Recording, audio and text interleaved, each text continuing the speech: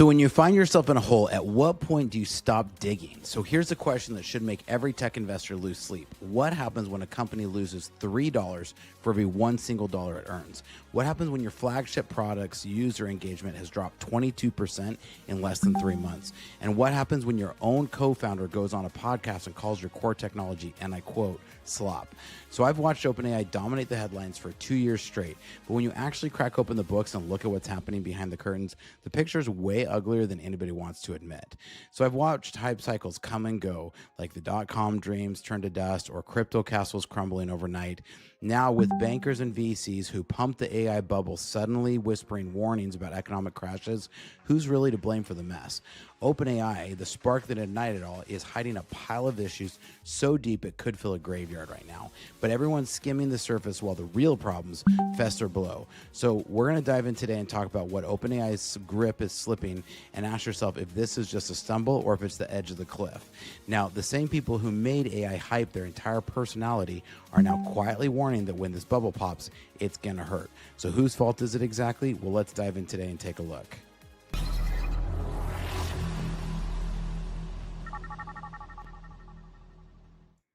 Welcome to Startup Hack. I'm Spencer, and here at Startup Hack, we love to build custom software solutions for companies. With a decade of executive leadership as a fractional CTO and 25 years in software development, I've mastered transforming tech teams and products. All right, so the AI gold rush is officially hitting a reality check. The same pattern I saw with crypto, NFTs, and the dot-com bubble boom. So it's happening again right in front of us. Big promises, fancy demos, but when you look under the hood at the actual numbers, spending $3 to make $1 doesn't last very long. So the AI rush is facing some harsh truths, and OpenAI sits right in the hot seat. The musical chairs is going, and everybody knows that eventually the music's going to stop, right? So echoing the red flags I spotted in Web3 before things tanked, or these indicators scream that trouble's brewing. So we're going to jump into some clear signs that OpenAI's dominance might be fading. Now, businesses are ditching OpenAI's tools for competitors popping up left and right. And from what I've built over the years, with one player losing ground this quick, it's often become the others nail that when others nail the reliability better. So Gemini 3 has absolutely stolen and eaten OpenAI's lunch. But we're going to talk a little bit more about OpenAI today. So as we look into some of these different numbers here, we can see that numbers for OpenAI in the enterprise space is dropping from 50 to 25%, while Anthropic's has climbed to over 30%. So let's take a look at this graph here, because I've got some pretty cool graphs to go through and take a look at these here. So Anthropic has overtaken OpenAI in enterprise large language model API market share. So this enterprise large language model API share, and you can see that OpenAI has dropped, in the last 2 years has dropped from 50% down to, around 25%, right? Anthropic's has climbed, and the one who's really then shot up in the very recent time, even since this graph, has been Google. Google is absolutely eating OpenAI's lunch, and I believe this has crossed over in the last couple of months. Now, we look at every other major banker, venture capitalist, and financial pundit that was screaming about AI last year, and now they're warning about an AI bubble, right? But here's what gets me. None of them have actually looked under the hood of OpenAI itself. Now, again, as always, if you're watching this and you've got some thoughts on it, please leave a comment down below. It's really the best compliment you can give me. So make sure you hit us up down in the comments down below. Now, let's check some of these other articles that we've got here, right? So this one says you have no idea how screwed OpenAI is. It's almost funny how the world has only one cotton onto the AI bubble, right? So this guy's talking about it, and he brings up a couple of interesting points here. He was like, since OpenAI has announced that another $500 billion in AI data center deals over the next 5 years with AMD, Broadcom, NVIDIA, and Oracle. So OpenAI is doubling its planned expenditures over the next 5 years.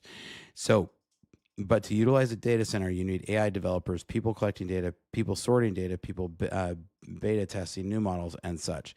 That is why data center operation costs are only around 40% of AI companies' operational costs. So in other words, this $1 trillion planned data center investment could cost OpenAI $650 billion in annual operation costs by 2029. I mean, the numbers just aren't really adding up for OpenAI here, right? There's just so much money that they're spending to make money. Now, there was this announcement here. OpenAI did a major reorganization with $135 billion Microsoft stake after months of talks with California and Delaware Attorney General before approval. They signed a new deal that keeps Microsoft as the exclusive cloud and API partner until an independent panel verifies OpenAI's claim of AGI. So OpenAI has to come and say, hey, we have AGI, and an independent panel has to verify it, while locking in Microsoft's rights to OpenAI's products and models through 2032. See, essentially, Microsoft renegotiated this, and they were the ones holding all the cards. So OpenAI just had to agree to a whole bunch of stuff that I'm sure they didn't want to. But Microsoft now owns 27% of OpenAI Group PBC, a stake valued around $135 billion, which cement tight operation and integration of OpenAI tech into Microsoft products, while OpenAI gains more flexibility on partnerships. So OpenAI can have some partnerships, but until then, Microsoft owns a huge chunk of them. Now, exclusivity ends after AGI is verified, but Microsoft keeps usage and ownership rights for everything built pre-AGI. And its rights also cover post-AGI models through 2032 with safety guardrails. I mean, so this is what this is going to talk about in this next chapter, and OpenAI published this to give information on this, and this is like what the real take is. Now, ultimately, they say as we step into the next chapter of our partnership, both companies are better positioned than ever. This is one of those interesting ones where I think that Satya Nadella is keeping Sam Altman on a leash. And I think this 27% is just enough that he can be a thorn in Sam Altman's side, because that 27% is what keeps Microsoft still able to have a pretty good set of control on things. Now, there's no way that OpenAI will make $100 billion in revenue in 2027. Anthropic has the best coding model, Google has the best model overall, Meta has the best researchers, and Microsoft has the most money. So what does OpenAI have? The worst CEO. I loved this quote. This one kills me. So, somebody's trying to project that OpenAI's revenue will be $200 billion by 2030. Not a chance. Not even a chance. There's no way.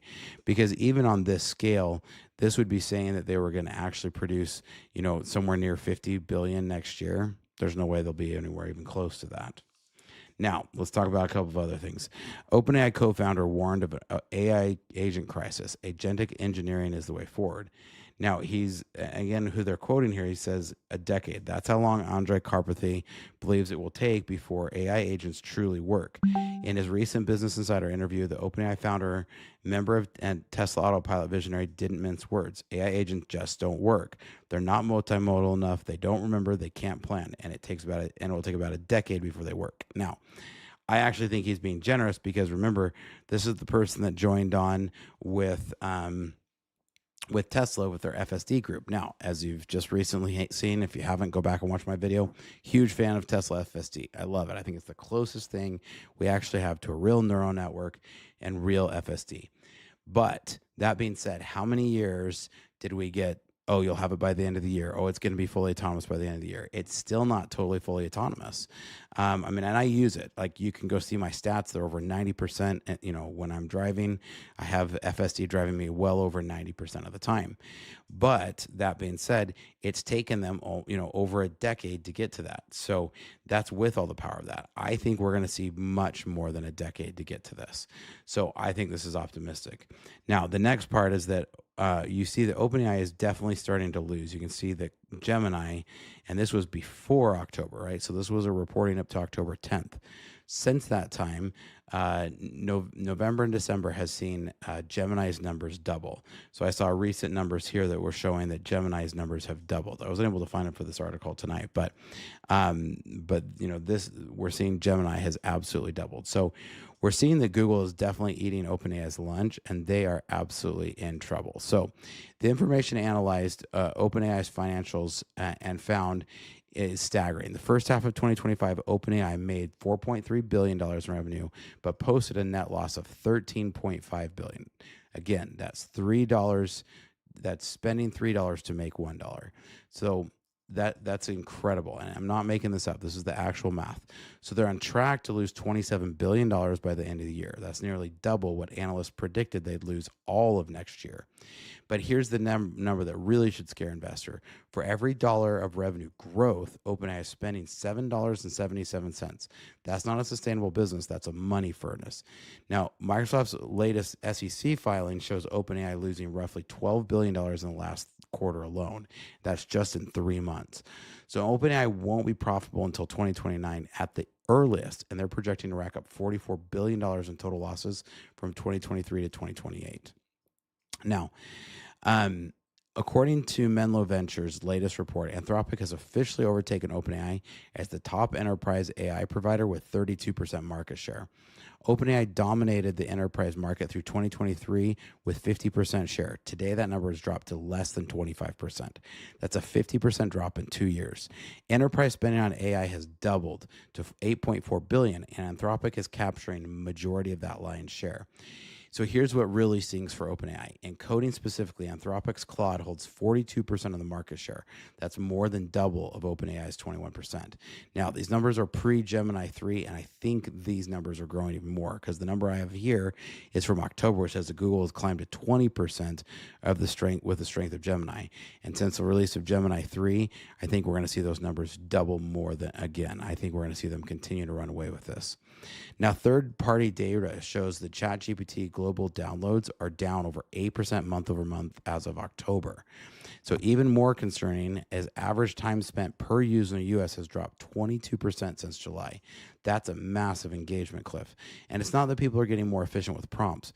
Average sessions per user are also declining. I mean, people are just using it less. So Sam Altman brags about 800 million users, but only 5% actually pay for a subscription. And those paying users represent 70% of OpenAI's recurring revenue. So the experimentation phase is over. People who tried it, the novelty wore off, and now they're either moving on or switching to competitors like Gemini or Claude because their corporate's paying for it, right? When your flagship consumer product is both losing market share and losing engagement, that's a death spiral waiting to happen. So Andre Karpathy, one of the original OpenAI co-founders, went on the Dwarkesh podcast and absolutely torched the AI agent hype. His exact quote was, they don't work, they don't have enough intelligence, and they're not multimodal enough. They can't do a computer use and all this stuff. He called the output of the current AI agent slop, and this is a guy who literally helped build OpenAI from the ground up. So Karpathy says that it will take a decade at minimum before AI agents actually work as advertised, not 2025 and not 2026. So he warned the industry is making too big of a jump and trying to pretend like this is amazing when it's just not. And maybe because they're trying to fundraise. When the guy who helped create ChatGPT is telling you the technology is overhyped, it's probably time to stop and listen to him. Now, so let's break down what OpenAI is actually up against right now. Anthropic has the best coding model, Google has the best overall model, and Meta has the best researchers. So OpenAI's first mover advantage has totally evaporated, and now they're fighting a multi-front war, and they're not in a position to win. So here's what I think is really going on. OpenAI is trying to become so interconnected with major companies and governments that they have to be bailed out when things go sideways. So they've got deals with NVIDIA, Oracle, Broadcom, AMD, Amazon, and more. And they're trying to make themselves indispensable to the entire tech ecosystem. So there's talk of a $1 trillion IPO valuation for 2026 or 2027, and that's double their current worth. But the problem here is that their current structure is not going to allow them to do that, and they will get stopped. The strategy mirrors what we saw with banks in 2008, become so interconnected that letting you fail would crash the whole system. America's GDP growth is increasingly tied to a handful of tech giants, and OpenAI has deals totaling over $1 trillion with half of them. So this isn't a technology company building a sustainable business. This is a company building insurance policy against failure. Now, again, if your company needs help connecting your systems, reach out, because here at Startup Hack, our specialty is connecting your systems to help you, your company work to maximum efficiency. Check out startuphack.com/Spencer, and we'd love to help you out. Now, OpenAI's own research team has admitted something devastating.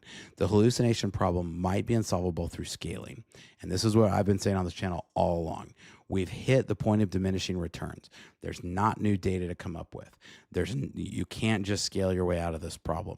The company's $1 trillion bet is based on the assumption that adding more data, which is just going to get worse as we get to more, and more compute, which becomes unscalable, will fix reliability. But their own engineers are now saying that that's not how this works.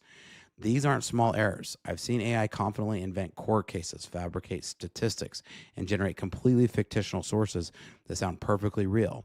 For enterprise use case where accuracy actually matters, legal documents, financial reports, medical information, this becomes a huge deal breaker.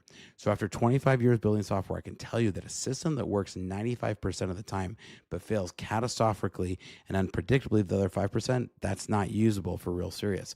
And that's the thing, that's saying 95%. These are actually finding a hallucination in the 20%. That means 1 out of every 5 times it's going to hallucinate something. So the magic trick works in demos, but production deployments are a completely different story. And that's where the money is. OpenAI expects computational costs for models training to hit $9.5 billion annually by 2026, just for training, not including inference. Research expenses are projected to grow by another $5 billion on top of that. And we're talking about costs that make movie studio budgets look like petty cash. Personnel costs are exploding from $700 million in 2024 to $2 billion in 2025. They're burning cash on salaries at an unsustainable rate. So here's the kicker. Their current gross margin is only 41% compared to 65% of the average cloud software startup. And the economics of the fundamentals don't work. So ChatGPT, used to represent a large portion of the market, but that is disintegrating quickly, especially as Gemini is nipping at their heels. Now, this isn't talking about the regulatory tsunami that's coming, because the EU AI Act is already in effect and China has its own regulations, and the US is starting to wake up and is probably going to end up with a lot of AI governance. OpenAI's aggressive data collection practices and training on copyrighted materials is starting to catch up to them. MIT research showed that over 95% of enterprise AI pilot projects are failing to deliver promised value. And then MIT released a report a couple months later saying that 40% of jobs can be taken. But I would ask you, if 40% of jobs can be taken by AI, why aren't they? The narrative is shifting from AI will transform everything to, okay, but what specifically can it do to justify the cost? So OpenAI needs businesses to keep believing and help keep spending, but the results aren't matching the promises. So when the music stops and companies start cutting AI budgets that aren't delivering, OpenAI's revenue share is going to fall flat and they're going to land like on their butts on the floor. Now, curious to hear what you guys think. Do you agree? Do you disagree? I love to have a great discussion, so make sure you leave a comment down below and make sure to like and subscribe. Here at Startup Hack, we love to train software developers as well as build custom software solutions for companies. So reach out if we can help your company. Here's some great information about our services. Hi, I'm Spencer, a fractional CTO. With over a decade of executive leadership and 25 years in software development, I've transformed technology teams and products for businesses just like yours. As your fractional CTO, you get the strategic guidance of a seasoned technology executive without the full-time commitment, perfect for companies ready to leverage cutting-edge technology without expanding headcount. My team at Startup Hack has already built advanced AI agents for small and medium businesses, automating complex workflows and delivering advanced ROI to human workflows. We specialize in creating custom software that connects your systems into a single coherent technology ecosystem. Our development approach focuses on tangible business outcomes. For one client, we developed AI-powered workflows that cut days off of human processes. For another company, by connecting multiple systems, we reduced processing time to increase their ROI by over 75%. We don't just write code, we architect solutions that scale. Whether you need cloud system architecture, data integration between legacy systems, or custom AI agents that automate your unique business processes, my team delivers results that exceed your expectations. Having led technology for a lot of companies and launched 7 successful brands of my own, I bring battle-tested expertise to your business challenges. Our specialty is turning technological complexity into business advantage. So if you're ready to harness the power of AI and custom software to drive your business forward, let's connect. Together, we'll build technology that doesn't just solve today's problems, it positions you for tomorrow's opportunities. Technology leadership, decades of experience, AI powered. Reach out today and we can help you. Check out startuphack.com/Spencer.